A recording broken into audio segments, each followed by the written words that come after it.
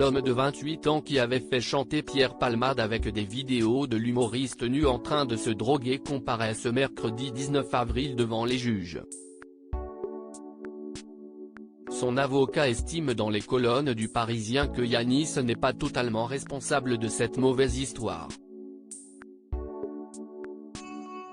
Si est-il l'autre affaire Palmade? En janvier dernier, nos confrères du Parisien rapportaient que l'humoriste avait été victime d'un maître chanteur. Les faits remontaient à septembre dernier. Pierre Palmade avait passé plusieurs nuits avec un homme, présenté comme un escort boy. Lors de l'un de ces moments d'intimité, celui qui se faisait appeler Haroun avait filmé Pierre Palmade en train de prendre de la drogue. Une vidéo qui lui avait ensuite servi pour tenter d'extorquer de l'argent à la vedette.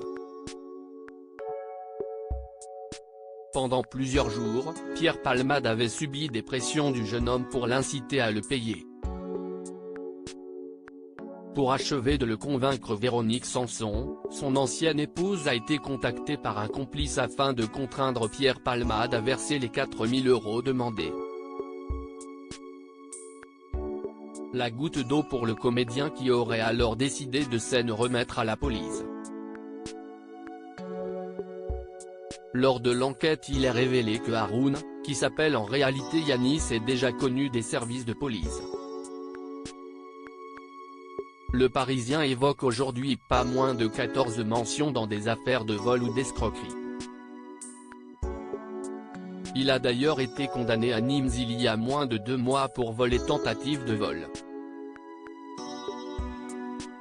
Personne ne peut se draper d'un linge blanc présenté au tribunal le 18 janvier dernier. Après avoir été arrêté à la descente d'un train gare de Lyon, il a été placé sous contrôle judiciaire. Yanis a reconnu le chantage mais il est persuadé d'avoir été floué par l'humoriste.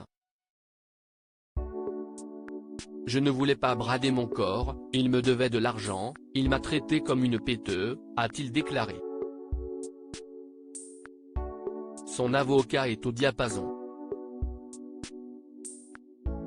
Il loue son corps 150 € de l'heure, pas 150 € la nuit. D'ailleurs, qui peut imaginer un tel tarif? Demande l'homme de loi qui déclare que son client a le sentiment d'avoir été utilisé, humilié, sali, rabaissé. Selon Carmelo Viallet, Yanis n'est pas totalement responsable de cette mauvaise histoire qui tourne mal.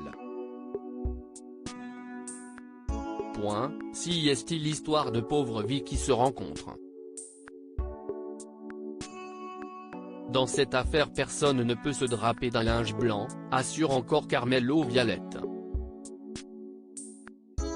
Mon client est SDF, il est seul sans aucune famille. Il vend son corps, il loue son corps, si est comme ça qu'il parvient à se payer une nuit à l'hôtel et à manger. Dans le compte-rendu de son procès-verbal, les corps conclut que cette nuit avec l'humoriste a été la pire soirée de sa vie. L'homme de 28 ans est présenté au juge pour chantage ce mercredi 19 avril.